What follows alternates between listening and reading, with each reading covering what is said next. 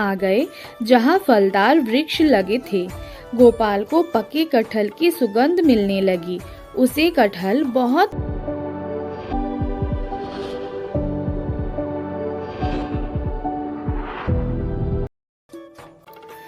प्राचीन काल में बंगाल में एक राज्य था, कृष्णनगर।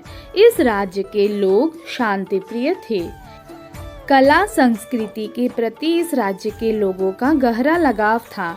कृष्णनगर पर ऐसे तो अनेक शासकों ने राज्य किया, किंतु जो प्रसिद्धि राजा कृष्णचंद्र राय ने पाई उसकी अन्य किसी से तुलना नहीं की जा सकती।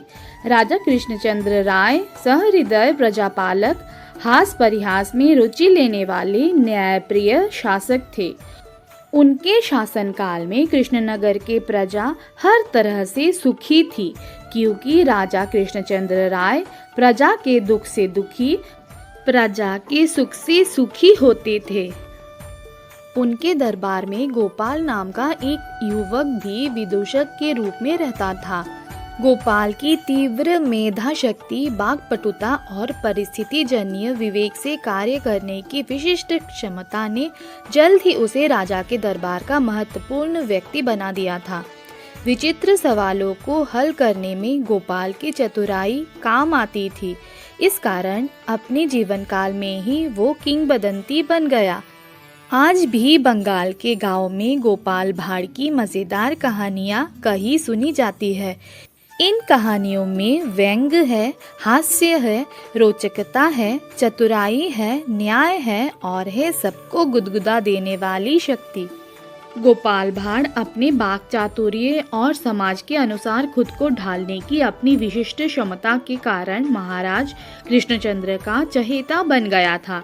महाराज भी उसकी वाक्पटुता और बुद्धि कौशल से बहुत प्रभावित थे। उनका मन उसके साथ लगता था। अब वे दरबार के बाद भी गोपाल को किसी न किसी बहाने रोक लेते, उसके साथ इधर उधर की बातें करते, घूमते टहलते। एक दिन की बात है, महाराज ने गोपाल भाड़ से कहा, गोपाल, आज दरबार के बाद थोड़ी देर रुकना, सीधे सरपट घर की राह मत पकड़ लेना। गोपाल ने शिष्टतावश कहा, जो आज्ञा महाराज। शुरू से अंत तक उस दिन दरबार गहमा गहमी वाला बना रहा। समापन पर जब कर्मचारीगण अपना अपना खाता वही समेटने लगे, तब महाराज अपने आसन से उठे और गोपाल को अपने साथ लेकर बागीचे की तरफ चले गए। देर तक महाराज बागीचे में टहलते रहे और गोपाल से बातें करते रहे।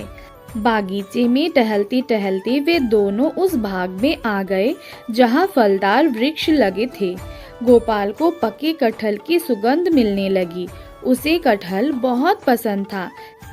जैसे जैसे दोनों आगे बढ़ते रहे, कटहल की गंध और तेज होती महसूस हुई। चलते चलते वे दोनों उस स्थान पर पहुंच गए जहाँ कटहल के पेड़ों का लंबा सिलसिला था।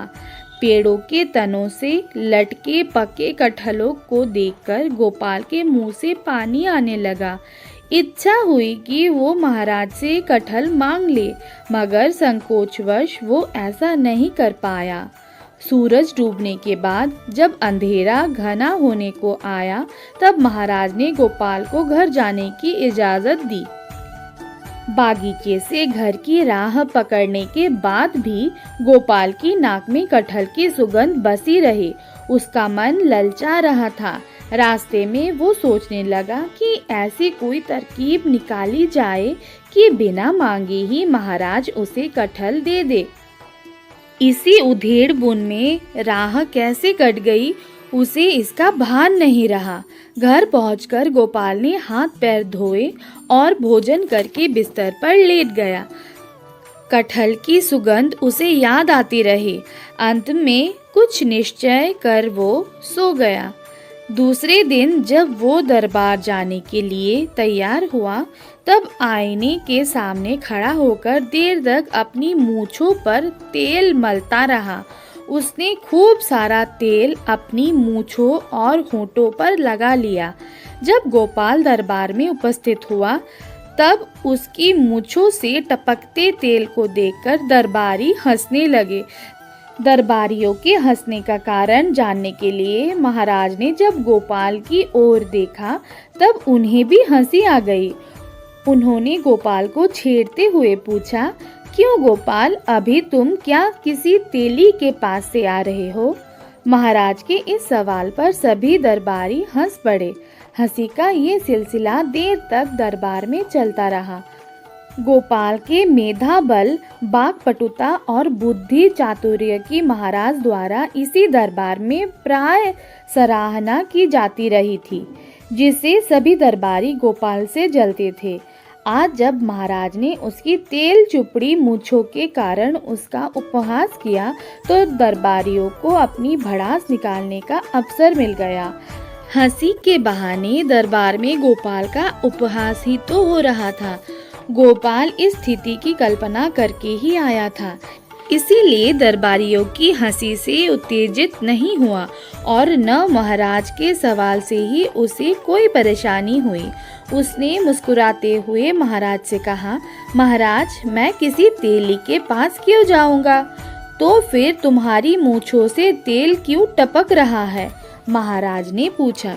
महाराज, ये तो सतर्कता के लिए लगा लिया है, गोपाल ने उत्तर दिया। कैसी सतर्कता? महाराज ने पूछा।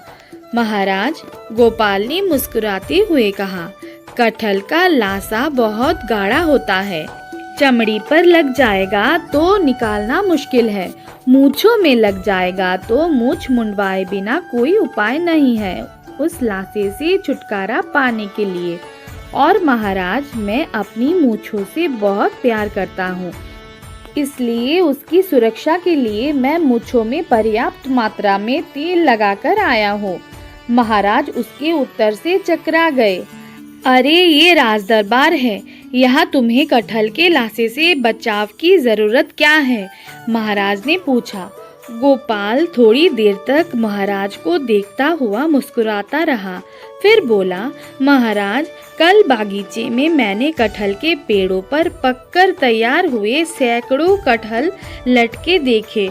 मुझे लगा कि यदि महाराज आज्ञा देंगे तो निश्चित रूप से मुझे कटहल खाना पड़ेगा, इसीलिए मैंने ऐसा किया। महाराज को फिर हंसी आ गई, लेकिन इस बार कोई दरबारी हंस नहीं पाया। सबने समझ लिया कि गोपाल ने अपने लिए कटहल की जुगत भिड़ा ली है। महाराज ने हंसते हुए माली को बुलवाया तथा आज्ञा दी कि अभी 5-7 तैयार कटहल तोड़कर गोपाल के घर भिजवा दिए जाए।